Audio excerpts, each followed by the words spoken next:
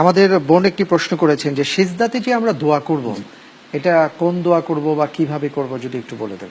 জি, এটা অত্যন্ত গুরুত্বপূর্ণ প্রশ্ন। বিশেষ করে রমাদানে আমরা আল্লাহ তাআলার কাছে বেশি বেশি দোয়া করব। আল্লাহ রসুল সাল্লাল্লাহু আলাইহি ওয়াসাল্লামের শেষ ওসিয়ত সোমবার দিন সকালবেলায় ফজরের সালাত আদায় করছেন রবিউল আউয়াল মাসের সম্ভবত 12 তারিখ সোমবার সকালে রাসূলুল্লাহ সাল্লামের সাহাবীগণ ফজরের সালাত আদায় করছেন। রাসূলুল্লাহ সাল্লাম অসুস্থতার কারণে ঘরেই আছেন, একটু সুস্থ হয়ে কাঁধে ভর দিয়ে দরজার কাছে দাঁড়ালেন, পর্দা সরানো হলো, সাহাবে কেরাম আনন্দে উল্লসিত হলেন তাকে দেখে যে তিনি হয়তো সুস্থ হয়েছেন, নামাজ পড়বেন। তিনি ইশারা করলেন যে তোমরা থাকো। তারপর বললেন ফাআম্মার রুকু ফাআযিমু ফীহি রব, রুকুতে তোমরা রবের তাজিম প্রকাশ করবে, ওয়া আম্মাস সুজুদ ফাআকতিরু ফীহি মিনাদ দুআ ফাইন্নাহু কামিনুন আইস্তাজাবা লাকুম।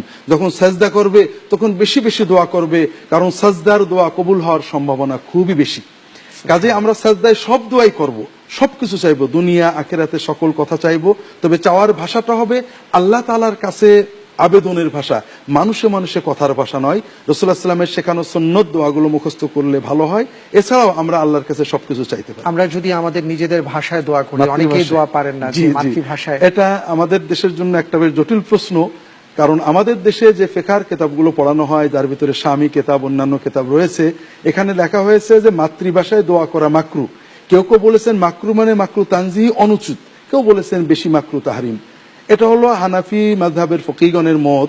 তবে হানাফি মাযহাবের ফকিরা যারা মিশর, সৌদি আরব, সিরিয়া, তুরস্কে আছেন, তারা বলেন না, অনারব ভাষায় মাতৃভাষায় সালাতের ভিতরে সেজদা করার কোনো দোষ হতে পারে না, কারণ দোয়া তো বান্দা আল্লাহ তাআলার কাছে নিজের মনের ভাষাতেই করবেন। এই জন্য আমরা চেষ্টা করব আরবি কোরআনের আয়াত দিয়ে কোরআনের দোয়া অথবা হাদিসের দোয়া দিতে। এরপরও যদি কেউ একান্ত না পারেন, নফল সালাতে, তাহাজ্জুদ সালাতে মাতৃভাষায় দোয়া করতে পারেন। বিশেষ করে কোরআন বা হাদিসের যে দোয়াগুলো, এর অর্থগুলো মনের আবেগে বলতে পারেন।